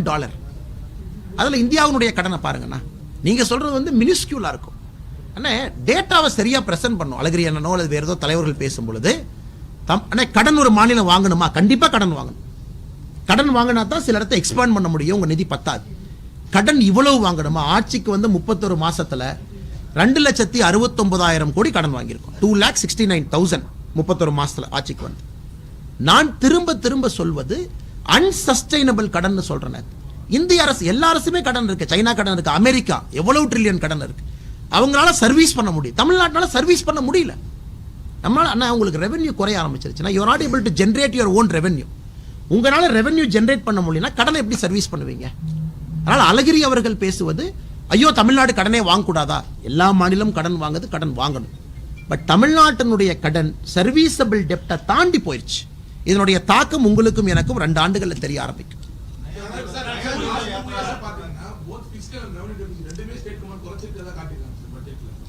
அண்ணா அண்ணா ரெவென்யூ டெபிசிட்டை எப்படி குறைக்கலாம் உங்களுக்கு தெரியும். திரும்ப அதுக்குள்ள போக விரும்பலீங்கன்னா ஒரு ஸ்கூலுக்கு கொடுக்குற பணத்தை கொஞ்சம் குறைங்க, ரெவென்யூ டெபிசிட் குறையும். அண்ணா இப்போ நான் தமிழ்நாட்டில் ஸ்கூல் எஜுகேஷனுக்கு நான் 10,000 கோடி கொடுக்குறேன், 8,000 கோடி கொடுக்கும், 2,000 கோடி குறைஞ்சிருச்சா? அண்ணா எப்படி குறைக்கிறாங்கிற டாக்குமெண்ட்ல பார்க்கணும். தமிழ்நாட்டை பொறுத்தவரை ஒரு பக்கம் அன்பில் மகேஷ் பொய்யாமொழி அவங்க சொல்றாங்க 92% பட்ஜெட் நாங்கள் போடுறது சம்பளத்துக்கும் எங்களுடைய பென்ஷனுக்கும் போனா எப்படிப்பா நான் ஸ்கூல் கட்டுவேன்? இன்னைக்கு தமிழகத்தில் சிஏஜி ரிப்போர்ட் படி 13,000 வகுப்பறைகள் குறைவா இருக்கு.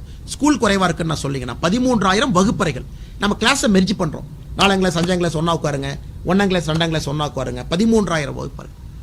அதனால the devil is always in the details னு சொல்லுவாங்க. எக்கனாமிக்ஸ் பொறுத்த வரைக்கும் ஏன்னா நான் MBA படிச்சிருக்கேன், நான் படிச்சது ஃபினான்ஸ் மேஜர் பண்ணியிருக்கேன், ஓரளவுக்கு எக்கனாமிக்ஸ் தெரியுங்கன்னா ரெவென்யூ டெபிசிட்டை குறைச்சிட்டோம்னா அண்ணா இன்வெஸ்ட்மெண்ட்டை குறைச்சிங்கன்னா ரெவென்யூ டெபிசிட் குறைஞ்சிரும். அது குறைக்கிறது இல்லைங்கண்ணா. ஹெல்த், எஜுகேஷன் அதற்கு நாம் இன்வெஸ்ட் பண்ணக்கூடிய பணம் அதிகமாகணும்.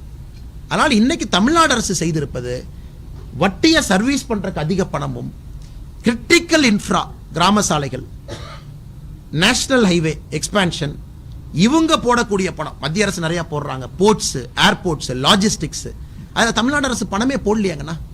எல்லா இடத்துலையும் நான் படிக்கிறேன். ஒரு தொகுதியில் அண்ணே உங்க ஊர்ல அக்ரிகல்ச்சர் காலேஜ் கட்டுறேன்னு சொன்னாங்க, மதுரையில் கட்டினாங்களா? செங்கல் எடுத்து பாருங்க. அண்ணே உங்க ஊர்ல சிப்காட் 2009 சொன்னாங்க 7,773 ஏக்கர் தர்மபுரி பாருங்க அண்ணே. ஏன் முடியலன்னு கேபிட்டல் இன்வெஸ்ட்மெண்ட் கொடுக்கக்கூடிய பணம் தமிழக அரசுகிட்ட இல்ல. அதனால இவங்க அதை பேசணும். அதை பேசிட்டு இல்ல நான் இன்வெஸ்ட்மெண்ட்டை குறைச்சேன் அதனால ரெவென்யூ டெபிசிட் குறைஞ்சிருச்சு அப்படிங்கிற கருத்தை ஏற்றுக்கொள்ள முடியாதுங்கண்ணா.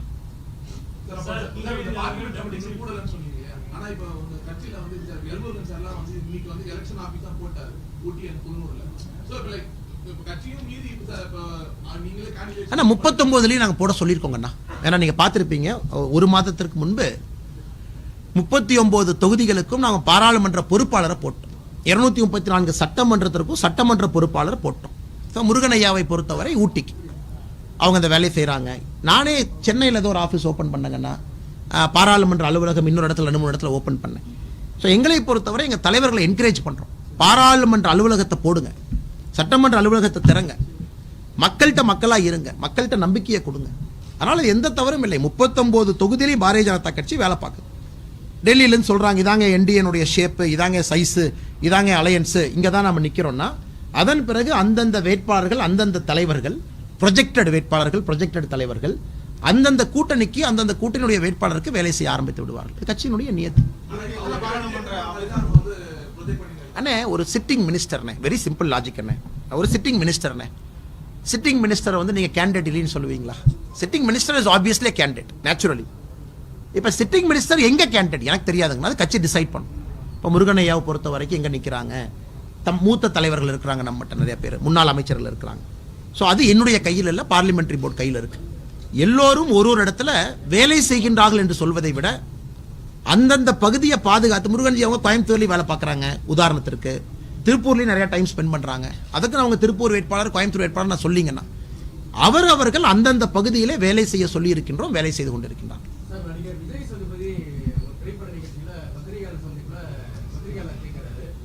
நீங்க இங்க ஹிந்தி நல்லா பேசுறீங்க, ஆனா தமிழகத்துல வந்து ஹிந்தி தெரியாது போனாங்க டிஷர்ட்லாம் போட்டு ஹிந்தி திணிப்பு எடுத்துருக்காங்க.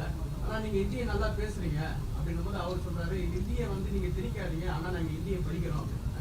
அவர் வந்து ஹிந்தியை திணிக்காதீங்கன்னு சொல்றாரு. அது ஒரு விஷயமா நீங்க அண்ணே ஒரு சினிமா படம் ஜவான் ஓடுதுண்ணே, விஜய் சேதுபதி அண்ணே நல்லா நடிச்சிருக்காரு. விஜய் சேதுபதி அண்ணே அதில் வந்து வில்லனா அருமையாக நடிச்சிருக்காரு. அதை போய் நான் உட்காந்து பார்க்குறேண்ணே. எனக்கு வந்து சப்டைட்டில் இல்லை, நான் வந்து ஹிந்தியில் தான் பார்க்க வேண்டியது இருக்குன்னு வச்சுக்கலாண்ணே. அது திணிக்கிறதா இல்லை ஹிந்தியை கற்றுக் கொடுக்கறதா, எல்லாமே டிபேட்டபிள் பாயிண்ட் தான். எனக்கு வந்து ஹிந்தி பிடிக்குமா பிடிக்காதா அப்படிங்கிறத 2 கேள்வி தான் இருக்கு.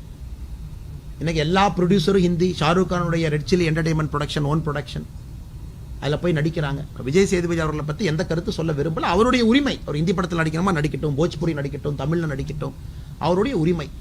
பட் கருத்து சொல்லும் பொழுது என்ன ஆகுனாங்கன்னா அது 2 பக்கமும் பார்க்கக்கூடிய கருத்து ஆகும். உதாரணத்திற்கு இன்னைக்கு தமிழ்நாட்டுக்கு ஏன் கொஞ்சம் இன்வெஸ்ட்மெண்ட் குறைவாக வருதுன்னா, இப்போ நிறைய north Indian companies all India ஃபுல்லாக ரெக்ரூட் பண்ணுறாங்க. அப்போ ஹிந்தி ஸ்பீக்கிங் குரூப் இங்கே வர்றாங்க. இதை விட பெங்களூர் ப்ரிஃபர் பண்ணுறாங்க. ஏன்னா அங்கே போனால் கம்ஃபர்டபுளுங்க, லாங்குவேஜ் பேசுவீங்க, வந்து தமிழில் தான் நாங்கள் பேசணும், எங்களுக்கு வேண்டாம். இதனாலேயே நமக்கு நிறைய இன்வெஸ்ட்மெண்ட் ஆப்பர்ச்சுனிட்டி குறையுது. நாம் அதை ரிஸ்க் எடுத்திருக்கோம், நம்மளுடைய கலாச்சாரம் இப்படி இருக்கணும் அப்படி இருக்கணும். அதனால் என்னை பொறுத்த வரைங்கன்னா நானும் முதல்ல இருந்து தெளிவாக சொல்கிறேன், ஹிந்தி விருப்பப்படுறவங்க படிங்க, வேண்டான்னு நினைக்கிறவங்க படிக்காதீங்க. அதனால தான் நம்முடைய மும்மொழி கொள்கை நாங்கள் சொல்கிறது 3 மொழி படிங்கன்னு தான் சொல்கிறோம். ஹிந்தி மொழி படிங்கன்னு மோடி சொல்லவே இல்லைங்க. கட்டாயமாக தமிழ் படிக்கணும், கட்டாயமாக ஆங்கிலம் படிக்கணும், 3வது மொழி இல்லை ஃப்ரீ, என்ன வேணுமோ படிங்க. ஒசூர் பக்கம் போனால் கன்னடம் படிக்கிறாங்க, கோயம்புத்தூர் பக்கம் போனால் மலையாளம் படிக்கிறாங்க, தெலுங்கு நிறைய பேர் தமிழ்நாட்டில் இருக்கிறாங்க, அவங்க தெலுங்கு படிக்கிறாங்க. அதை போய் நாம் அவங்களை கையை பிடிச்சி நிறுத்தி படிக்காதீங்கன்னு சொல்ல முடியுமா? பாரதிய ஜனதா கட்சியினுடைய கருத்து, விஜய் சேதுபதியான கருத்துக்கு நான் கருத்து சொல்ல விரும்பலைங்கன்னா, எங்கள் கருத்து 3 மொழி 4 மொழி 5 மொழி படிங்க, பிடிச்ச மொழி படிங்க. நாளைக்கு நீங்கள் குளோபல் சிட்டிசன். வெறும் 2 மொழியில் எங்கேயும் போக முடியாதுங்கண்ணா, எங்கேயும் போக முடியாது. 3 மொழி 4 மொழி வேணும். ஹிந்தி பிடிக்காதா படிக்காதீங்க, பிரெஞ்சு படிங்க, ஜெர்மன் படிங்க, ஐரோப்பிய நாடுகளில் போய் இன்வெஸ்ட் பண்ணுங்க, வேலை பாருங்க. ஆனால் விஜய் சேதுபதியுடைய கருத்தா பார்க்குறேன். இங்கே யாருமே திணிக்கல. யார் திணிக்கிறாங்கன்னா ஹிந்தி எங்கே? மும்மொழி கொள்கைங்கிறது என்னன்னா 3வது மொழி ஆப்ஷனல், யாரும் திணிக்கல. அதே நேரத்தில் விஜய் சேதுபதி அவங்க ஹிந்தி படத்தில் நடிக்கலாமா, ஹிந்தி ப்ரொடியூசர்கிட்ட சம்பளம் வாங்கலாமா, அது அவருடைய விருப்பம், அவருடைய கொள்கை. அவருக்கு டேலண்ட் இருக்கு, அருமையாக நடிக்கிறாரு, நானும் பார்த்து ரசித்து கை தட்டிட்டு வர்றேன். விஜய் சேதுபதி என்ன பார்த்துட்டு நான் கருத்து சொன்னால் தப்பாக போயிருங்கண்ணா. ஒரே ஒரு கேள்வி மட்டும் கேட்டுட்டு போனார். நான் போகும்போது காலையில் எல்லாம் சுத்தம் பண்ணீங்களே, எவ்வளோ டன் குப்பை எடுத்தீங்கன்னு கேட்டார். நான் சொன்னேன் சார் 7.1 டன் எடுத்திருக்கோம்னு. சரி நன்றி வணக்கம்னு கிளம்பி. அவருடைய ஒரே ஒரு இது என்னன்னா ஸ்வச்ச பாரத், தூய்மை இந்தியா, அதான் அவருடைய கவனம். ஏன்னா அன்னைக்கு காலையில் கட்சிக்காரங்க பெரிய லெவலில் பண்ணியிருந்தாங்க, அது பிரதமருடைய கவனத்துக்கு போயிருக்கனால கேட்டாங்க, குப்பை எவ்வளோ எடுத்தீங்க, எவ்வளோ குப்பை இன்னைக்கு எடுக்க முடிஞ்சதுன்னு. அதனால் பிரதமரை பொறுத்தவரை அரசியல் பேச வேண்டிய நேரமோ சூழ்நிலையோ எனக்கு இல்லைங்கன்னா அவர் பேசவும் மாட்டார். அவருடைய நோக்கம் ஸ்வச்ச பாரத்தை இன்னும் கொஞ்சம் ஆழமாக பண்ணணும்.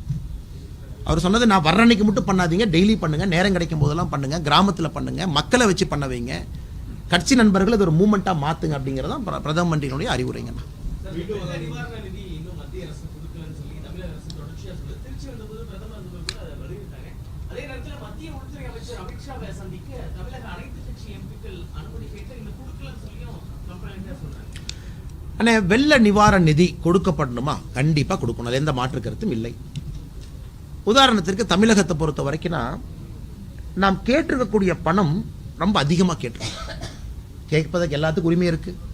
ஏன்னா நாம் ஒரு அசஸ்மெண்ட் பண்ணுறோம், மத்திய அரசினுடைய அதிகாரிகள் அசஸ்மெண்ட் பண்ணுறாங்க. இன்றைக்கி அசஸ்மெண்ட் பண்ணதுக்கப்புறம் மத்திய அரசு ஒரு பணத்தை ரிலீஸ் பண்ணுறாங்கன்னா நாம் என்ன சொல்லுவோம்னா குறைச்சி கொடுத்துட்டாங்க, இன்னும் கொஞ்சம் நிறையா கொடுத்துருக்கணும். ஏன்னா கேட்கப்பட்ட பணம் 37,000 கோடி ஆகுனா அப்ராக்சிமேட்டாக அந்த லெவலில் என்னண்ணே இல்லை 37,000 கோடி அப்ராக்சிமேட்டாக, நெல்லை சேர்த்து, நெல்லை எல்லாம் சேர்த்து, சென்னை இதெல்லாம் சேர்த்து 37,000 கோடி. இது வந்து ஒரு வெரி வெரி ஹை அமௌண்ட்டுங்கண்ணா, வெரி வெரி ஹை அமௌண்ட். கேட்பதற்கு உரிமை இருக்கு என்னங்கண்ணா, அதான் நான் சொல்ல வரேன். நானே தொடர்ந்து சொல்வது, அண்ணே சேதம் அதிகமாக இருக்கு, எல்லா இடத்திலும் சேதம் இருக்கு. இதை வந்து இப்போ எஸ்டிமேட் பண்ணி அவங்க பண்ணுறாங்க. ஸோ கொடுக்கணுமா? கண்டிப்பாக கொடுக்குறாங்க.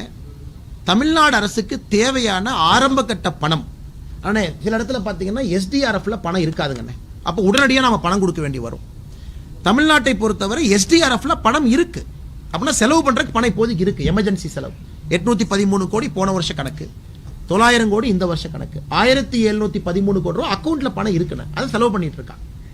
இப்போ நாம கொடுக்கறதெல்லாம் கிரிட்டிக்கல் இன்ஃப்ரா. ஏன்னா சில இடத்துல நீங்க எஸ்டிமேட் கேட்பீங்க, மோடிஜி கிராப் இன்சூரன்ஸில் டெல்டால் இதே மாதிரி தான் ஆச்சு. தமிழக அரசு குற்றம் சாட்டினாங்க, நாங்கள் இவ்வளோ கேட்டால் மோடிஜி கம்மியாக கொடுத்துட்டாரு. அப்புறம் மத்திய அரசு விளக்கம் கொடுத்தாங்க, இல்லைங்க நாங்கள் மோடிஜி கிராப் இன்சூரன்ஸ் ஒரு அமௌண்ட்டை கொடுத்தோம், நீங்கள் டபுள் கிளைம் பண்ணாதீங்க, நீங்களும் கேட்காதீங்க, ஏன்னா அவங்களும் மோடி கிராப் இன்சூரன்ஸை கேட்குறாங்க, பயிர் காப்பீடு. என்னை குறிப்பாக நீங்கள் திருநெல்வேலியோ தூத்துக்குடியோ போனீங்கன்னா பயிர் காப்பீடு நிறைய பிரச்சனை இருக்கு. ஆனால் எங்களை பொறுத்தவரை கொடுக்கணும், கொடுப்பாங்க. மோடிஜியை பொறுத்தவரை இல்லை என்று சொல்ல மாட்டார்கள். பொறுத்திருப்போம், நிச்சயமாக அது வரத்தான் போகுது. இல்லை அரசியல் பண்ண விரும்பலைங்க.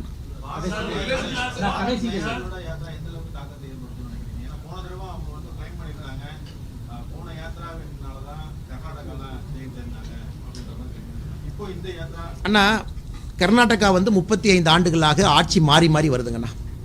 இது எப்பொழுதுமே அரசியலில் காக்கா உட்காந்து பனங்கா விழுந்துருச்சுன்னா காக்கானால தான் உட்காந்துச்சு நம்ம சொல்லக்கூடிய அரசியல் இந்தியாவில் இருக்கு. 35 ஆண்டுகளாக மாறி மாறி வரக்கூடிய அரசியலில் காங்கிரஸ் வந்துச்சு. ஆனால் ஏன் சத்தீஸ்கரில் வரல, ஏன் மத்திய பிரதேசில் வரல, ஏன் ராஜஸ்தானில் ஆட்சியை தக்க வைக்கல, ஏன் அவங்கனால மிசோராமில் எங்களை விட கீழே போயிட்டாங்க. அண்ணே, மிசோராமில் நாங்கள் 2 சீட்டுண்ணே, 1லேருந்து 2க்கு போனோம். காங்கிரஸ் 5 ஆண்டுகள் ஆட்சியிலேருந்து 1க்கு வந்துருச்சு. அது எத்தனை பேர் பேசுனீங்கன்னு தெரியல. அதனால் இந்த யாத்திரை, ராகுல் காந்தி அவர்களுடைய யாத்திரை கடினமான யாத்திரை இல்லைன்னு சொல்லிங்கன்னா, யானை யாத்திரையில் இருக்கிறனால அது ஒரு சாதாரண வேலை இல்லை. நடந்து போகிறது, கை கொடுக்கறது, மக்கள்கிட்ட பேசுறது, லேட் நைட் தூங்குறது, அவ்வளோ ஸ்ட்ரெனுவஸ் யாத்திரை. அதனால் நான் யாத்திரையை கொச்சைப்படுத்த விரும்பலைங்கண்ணா. சும்மா நான் ஒரு மனிதர் கஷ்டப்படுறதை நம்ம ஒரு வார்த்தையில் கொச்சைப்படுத்த விரும்பல. ஆனால் காங்கிரஸ் கட்சிக்கு கெப்பாசிட்டி இல்லை, அவங்ககிட்ட நெரேட்டிவ் இல்லை. இதை நான் சொல்ல விரும்புகிறேங்கண்ணா. ஒரு கட்சிக்கு நெரேட்டிவும் கெப்பாசிட்டி இருந்தால் தான் யாத்திரை ரிசல்ட் கொடுக்கும். கட்சிக்கு ஒரு லார்ஜர் நெரேட்டிவ் இல்லை, கட்சிக்கு ஒரு கெப்பாசிட்டி இல்லைன்னா யாத்திரை அவனுடைய கடின உழைப்பு என்பது ஓட்டா மாறாது. அது காங்கிரஸ் கட்சியில் தெளிவாக பார்க்குறோம். What is the narrative? இன்னைக்கு ராகுல் காந்தி பிரைம் மினிஸ்டர் கேண்டிடேட்டா? இல்லை. 2 விஷயம் என்ன, ஆனால் ராகுல் காந்தி பிரைம் மினிஸ்டர் கேண்டிடேட் யாத்திரைக்கு போறாரு, அது வேற பேச்சு. இன்னைக்கு ராகுல் காந்தி அவர்களே பிரைம் மினிஸ்டர் கேண்டிடேட்டா இல்லை. அந்த மீட்டிங்கில் உட்காந்து ஒருத்தர் நிதிஷ்குமார் பேரை சொல்றாங்க, எல்லாம் சேர்ந்து மல்லிகார்ஜுனா கார்கே அவங்க பேரை சொல்றாங்க.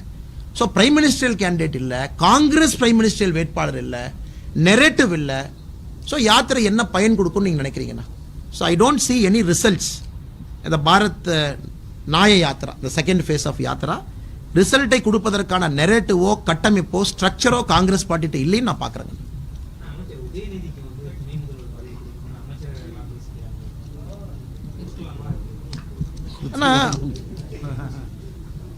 நம்ம வெறும் ஜனநாயகத்தை பற்றி பேசுவோங்கண்ணா. எல்லா எம்எல்ஏ ஒரு இடத்துல உட்கார்றாங்க, எல்லா எம்எல்ஏ சேர்ந்து ஒருத்தருக்கு ஆதரவு கொடுக்குறாங்க, எல்லா எம்எல்ஏவும் கையெழுத்து போட்டு கவர்னர்கிட்ட கொடுக்குறாங்க, இவங்க தான் எங்களுடைய முதல்வர்னு கொடுக்குறாங்க. அதை ஜனநாயகத்தில் நம்ம ஏற்றுக்கணும். ஜனநாயகத்தில் MLAs decide the chief minister, அதுதான் நம்முடைய ஜனநாயகத்தினுடைய மரபு. இன்னைக்கு திராவிட முன்னேற்ற கழகத்தை போல ஒரு குடும்பத்தை சார்ந்திருக்கக்கூடிய கட்சி மிக எளிதாக யாரை வேணாலும் அவங்க மாற்றலாம், யாரை வேணாலும் கொண்டு வரலாம். பிஜேபி மாதிரி டஃப் இல்லைங்கண்ணா. BJP is a consensus party, இது கேடர் பேஸ் பார்ட்டி. அப்படிலாம் நீங்கள் மாற்ற முடியாது, அப்படிலாம் ஒருத்தர் கூட்டு வர முடியாது, ரொம்ப டைம் எடுக்கும். இன்னைக்கு திமுக ஓவர் நைட்டில் உதயநிதி ஸ்டாலின் டெப்டி சிஎம்களாம், அப்புறம் 2024 எலெக்ஷன் முடிச்சோடனே சிஎம்களாம் சாத்தியம் இல்லைன்னு நான் சொல்லிங்கண்ணா. வருவதற்கு தகுதி இருக்கா, அதை பற்றி நான் பேச விரும்பலைங்கண்ணா. வரட்டும், ஆட்சி செய்யட்டும், அதை பார்ப்போம், நல்லா செய்கிறாரான்னு கருத்து சொல்லுவோம். ஏன்னா வர்றதுக்கு முன்னாடியே நான் ஒரு விஷயத்த சொன்னால் நீங்கள் நினைப்பீங்க அண்ணாமலை என்ன க்ளோஸ் மைண்டில் பேசுகிறாரு. நான் அப்படி பேசுகிற ஆள் கிடையாது.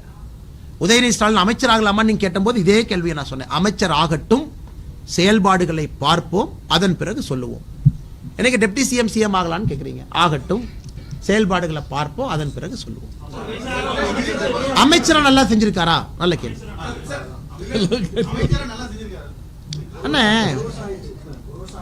அண்ணே. ஓகே, இப்போ உதயநிதி ஸ்டாலின் அவரை பொறுத்த வரைக்கும் ஃபோக்கஸ் என்ன இருக்குண்ணே?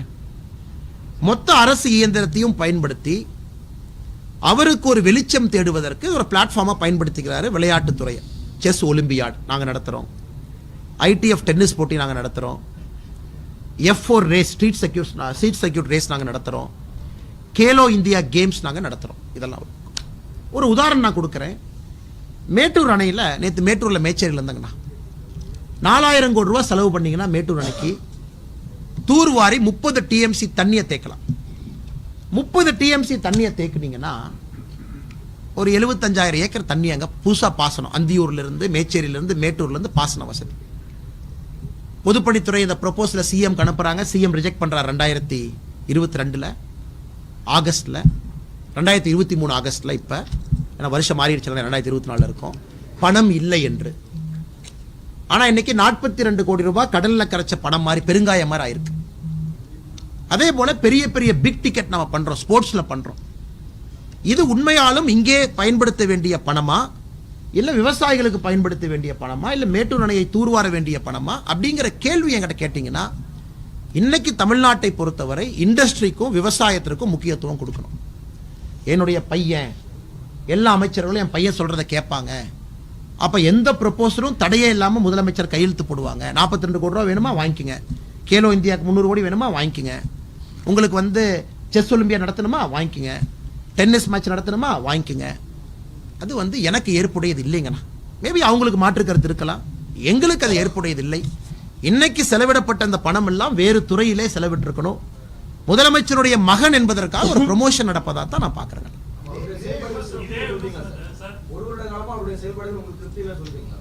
அண்ணே தலைவா, இதுல வந்து தலைவா திருப்தின்னு எப்படி தலைவா சொல்லுவீங்க? அவங்க நாங்க ஒரு வருஷமா இத்தனை மாவட்டத்தில் லோக்கல் ஸ்டேடியம் இவ்வளவு கட்டியிருக்கோம், ஸ்விம்மிங் பூல் இவ்வளவு கட்டியிருக்கோம், புதுசா இத்தனை அத்லீட்டை நாங்கள் ஐடென்டிஃபை பண்ணியிருக்கோம், அவங்கள ஒலிம்பிக் ப்ரிப்பேர் பண்றதுக்கு இத்தனை ஊக்கத்தொகை கொடுக்குறோம், ஸ்போர்ட்ஸ் ஹாஸ்டல் ஆரம்பிச்சிருக்கிறோம், வசதி இல்லாத குழந்தைகளை உள்ள கொண்டு வந்திருக்கோம், ட்ரைபல் குழந்தைகளை கொண்டு வந்திருக்கோம். இந்த மெட்ரிக்கை தான் நான் பார்க்குறேன். நான் F4 ரேஸியோ செஸ் ஒலிம்பியோட நான் பார்க்கல. அதெல்லாம் ஒரு நாள் கை தட்டிட்டு சிரிச்சுட்டு தமிழ்நாடு இன்வெஸ்டர் சமிட் முடிச்சோடனே ஆடல் பாடல் நிகழ்ச்சி மாதிரி கஷ்டப்பட்டு 2 நாள் உட்கார்ந்து 6,60,000 கோடி பண்ணதுக்கு அப்புறம் ப்ரொமோஷன் எதுக்கு பண்ணாங்கன்னா, என்னது ஓ மாமி வர்றையா, ஓ மாமி வர்றையா, அவங்கள பத்தி தப்பா சொல்ல, அவங்க நல்ல நடிகை தான்.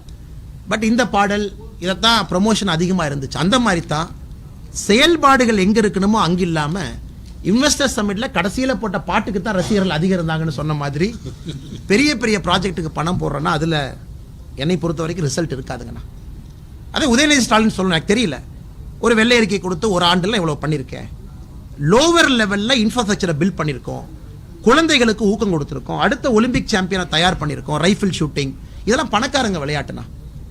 இன்னைக்கு அண்ணன் TRB ராஜா அவர்களுடைய மகள் பல இடத்துல தமிழ்நாட்டை பெருமைப்படுத்துறாங்க. ரொம்ப பெருமை, எனக்கு ரொம்ப பெருமை. நம்ம ஊர் பொண்ணு, ஏன்னா நம்ம கட்சியிலேயே சில பேர் இருக்காங்க, ஷூட் பண்றாங்க, அந்த பாப்பாவோட ஷூட் பண்றாங்க, ரொம்ப சந்தோஷம்.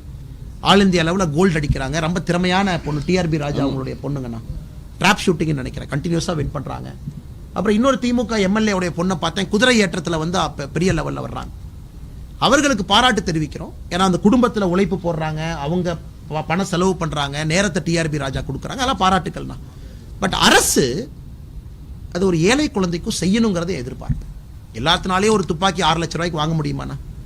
ஒரு தோட்டம் 62 ரூபாண்ணா. நீங்க ஒரு டார்கெட் அடிச்சீங்கன்னா, அது கிளேன்னு சொல்லுவாங்க, அந்த கிளே PGN 15 ரூபா, அது அடிச்சீங்கன்னா தோட்டம் 62 ரூபா, 77 ரூபா வேணும் ஒன்று அடிக்கிறதுக்கு. நல்ல அத்லீட்ஸ் ஒரு வருஷத்துக்கு 1 லட்சம் சுடுவாங்க. நீங்க ஒரு வருஷத்துக்கு 1 லட்சம் சுட்டாதான் ரினவுண்ட் ஷாட். 1 லட்சம் தோட்டம் சுடணும் அப்படின்னா 15 ரூபா அது பறக்கிற PGN-ம் 62 ரூபா போடுற புல்லட்டும். எத்தனை பேத்தினால அஃபோர்ட் பண்ண முடியுங்கண்ணா? அதை TRB ராஜானால அஃபோர்ட் பண்ண முடியுது. குழந்தைக்கு கனவு இருக்கு, குழந்தைக்கு வைராகியம் இருக்கு, அந்த பாப்பாக்கு வந்து விஷன் இருக்கு. நாளைக்கு அந்த பாப்பா ஒலிம்பிக் மெடல் வாங்கினா ஃபர்ஸ்ட் சந்தோஷப்படுற ஆள் நான். அது வாங்கணும், கண்டிப்பா வாங்கும். அந்த அளவுக்கு திறமை இருக்கு அந்த பாப்பாக்கு. ஷூட்டிங்ல நம்ம பார்க்குறோம், கன்சிஸ்டண்டா ப்ரெஷர்ல நம்பர் ஒன் வரதெல்லாம் கஷ்டம். அது எந்த குடும்பத்தில் பிறந்திருந்தாலும் கூட அந்த பாப்பா ஆல் இந்தியா ரேங்க் 1ல இருக்கு. சாதாரண வழியா தான் பணக்கார இருக்காங்க, எல்லா குழந்தைங்களும் வந்தாங்களா, அதை பாராட்டுறோம், ரொம்ப பெருமையா இருக்கு நம்ம பாப்பான்னு. இதை உதயநிதி ஸ்டாலின் அவர்கள் சின்ன பாப்பாக்கு பண்ணணும். அதை தான் நான் கேட்கறேனோ தவிரனா, ஒரு 42 கோடி ரூபாயில F4 ரேஸ் ஓட்டி யாருக்குன்னா பிரயோஜனம்? இதுதான் நீங்க கேட்ட கேள்விக்கான பதில். நான் யாரையும் காயப்படுத்தி பேசல. நானும் இந்த யாத்திரை போக போக எல்லாத்துடைய கஷ்டம் எனக்கு தெரியுது. I am also becoming matured as a political leader. கஷ்டத்தை பார்க்குறோம், மக்கள்கிட்ட பேசுறோம், இங்கிருந்து சில விஷயங்கள் சொல்றோம். அரசு அதிகாரிகளுக்கு செயல்படுத்துவது எவ்வளவு கடினம்னு கீழே பார்க்குறோம். அதனால என்னுடைய வேண்டுகோள், உதயநிதி ஸ்டாலின் அவர்கள் செஞ்சாங்கன்னா முதல்ல சந்தோஷப்படுற ஆள் நாங்களா தான்.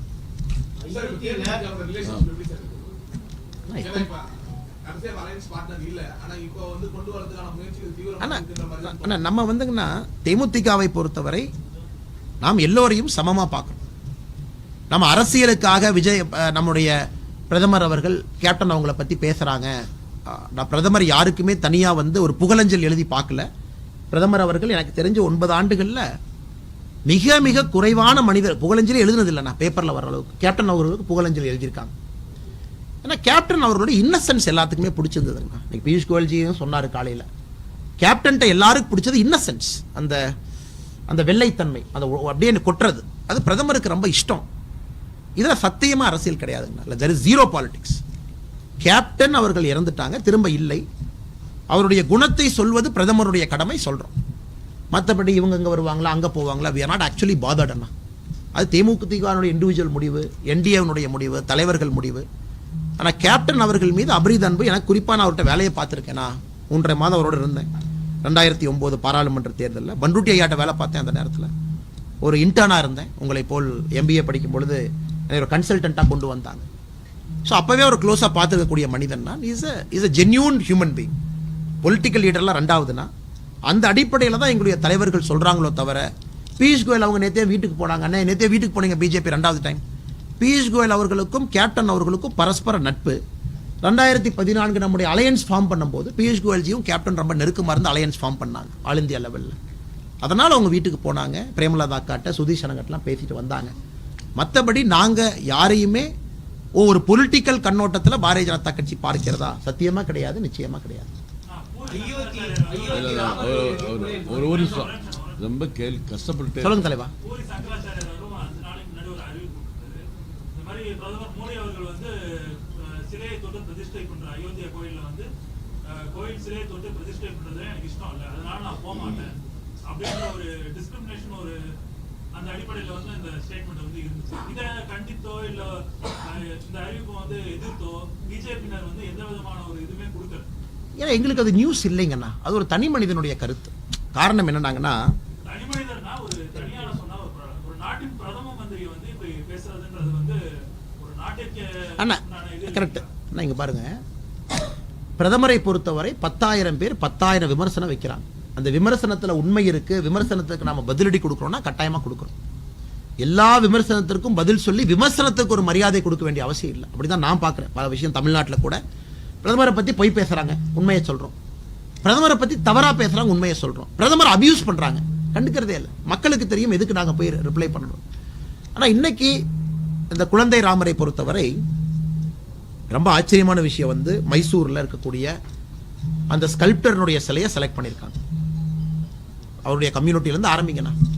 ஸோ இது வந்து பியூர்லி நம்முடைய சனாதன தர்மத்தில், இந்து தர்மத்தில் யார் வேண்டுமானாலும் சிலையை செய்யலாம்.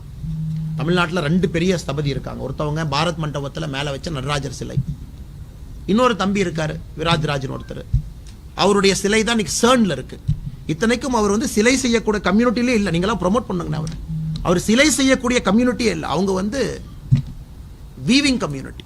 அதில் பிறந்து முதல் தலைமுறை சிலை செய்து இன்னைக்கு இந்தியாவுடைய டாப் ஸ்கல்ப்டர் சாமிமலையில் இருக்காங்க.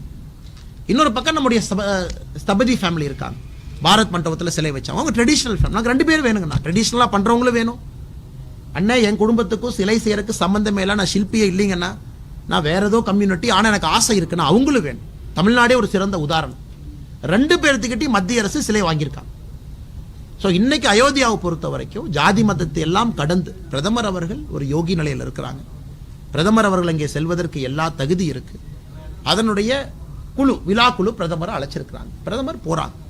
இதிலே 4 பேர் தப்பு சொல்லத்தான் செய்வாங்க. அதை நாங்கள் பெரிதாக எடுத்து அதை கமெண்ட் பண்ண விரும்பலைங்க. உதயநிதியும் பிரதமர் அவர்களும் சந்திப்புக்கு பிறகு பிஜேபி வந்து டிஎம்கே மேல ஒரு சாஃப்ட் டவுன் எடுக்குது அப்படின்ற ஒரு கருத்து ஒன்று. ஒரு உதாரணம் சொல்லுங்கண்ணா.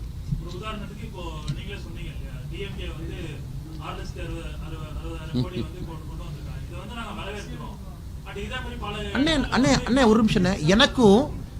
எனக்கும் மற்ற அரசியல்வாதிகள் இருக்கக்கூடிய டிஃபரன்ஸ் என்னன்னா, அண்ணே நான் அந்த மாதிரி அரசியல் பண்ண விரும்பலைண்ணே. 6,60,000 கோடி வந்திருக்க கூடாது. நீ வந்து பான் பராக் வாயன்னு சொன்ன, நீ வந்து வடக்குன்னு சொன்ன, எல்லா பணத்தை எடுத்துட்டு போடான்னா அப்புறம் நான் ஆக்டிவிஸ்ட் ஆயிடுவேன். அண்ணா அந்த பணம் நமக்கு வேண்டும், நம்ம மாநிலத்துக்கு வேணும், வேலை வாய்ப்பை உருவாக்கணும். இதெல்லாம் எப்படி அரசியல் செய்வேன்? இப்போ டிஎம்கே காரன் தம்பட்டு அடிச்சுக்கிறான் பார்த்தீங்களா, எங்கள் தலைவர் 6,60,000 கோடி. அதுக்கு உங்களுக்கு எக்ஸாம்பிள் கொடுத்தேன். அண்ணே 33 லட்சம் கோடி வாங்கினவங்களாம் சும்மா இருக்கிறாங்க. அது உத்தரப்பிரதேசத்தில் மோசமான ஒரு பகுதி 9.5 லட்சம் கோடி வாங்கியிருக்கிறாங்க பூர்வஞ்சன். மக்களுக்கு தெரியணும். நாம வந்த பிறகுதான் இன்வெஸ்ட்மெண்ட் வருதோ தவிர இது டிஎம்கேக்காக வரல. வர்ற எல்லா பணமும் பிஎல்ஐ மோடிக்காக வருது. இன்டர்நேஷனல் லெவலில் இந்தியா வரும். இதில் எப்படி அரசியல் பண்ணுவேன்? அப்படி நீங்க துளாய் நீடில் போட்டா உதயநிதி பத்தி கேள்வி கேட்டதுக்கு அண்ணாமலை என்ன சொல்லியிருக்குன்னா, உதயநிதி அவர்கள் ஒரு மோசமானவர், அவர் ஆள தகுதி இல்லாதவர். நான் எப்படின்னே சொல்ல முடியும்? எங்க அரசியல் செய்யணுமோ செய்யறேன், எங்க தவறு சொல்லணுமோ சொல்றேன். நான் ஏற்கனவே சொல்லியிருக்கேன், டிஎம்கே எதிர்ப்பு என்பது என்னுடைய ரத்தத்தில் இருக்கக்கூடிய விஷயம். அதில் நான் ரொம்ப தெளிவா இருக்கேன். காரணம், அவருடைய கொள்கை எனக்கு பிடிக்காது. ஜாதி மதத்தை வைத்து அரசியல் செய்வது எனக்கு பிடிக்காது. அதுக்காக என்னைய காலையிலிருந்து நைட்டு வரைக்கும் டிஎம்கேவை திட்டு நீங்க எதிர்பார்த்தீங்கன்னா அதை செய்ய போறதும் கிடையாது. தவறு செய்யும் போது சொல்றேன், தவறு செய்யறாங்க, தவறு. உதயநிதி ஸ்டாலினுடைய மதிப்பீடு கேட்டீங்க, நான் என் அளவுல நான் சொன்னேன். அண்ணா உதயநிதி ஸ்டாலின் இதை செஞ்சா எனக்கு நல்லா இருக்கும், அவர் இன்னைக்கு அதை செய்யல, இதை செய்யறாரு. மற்றபடி எப்படி நான் பேச முடியும்? நான் ஆக்டிவிஸ்டா மாற விரும்பலனே, நான் அரசியல்வாதியாகவே இருக்க விரும்புகின்றேன். போதுமான தலைவா, எவ்வளவு நேரம் லைவ் போடுவீங்க? மக்கள் எவ்வளவு நேரம் பார்ப்பாங்க? 1 மணி நேரம் பேசிட்டோம்.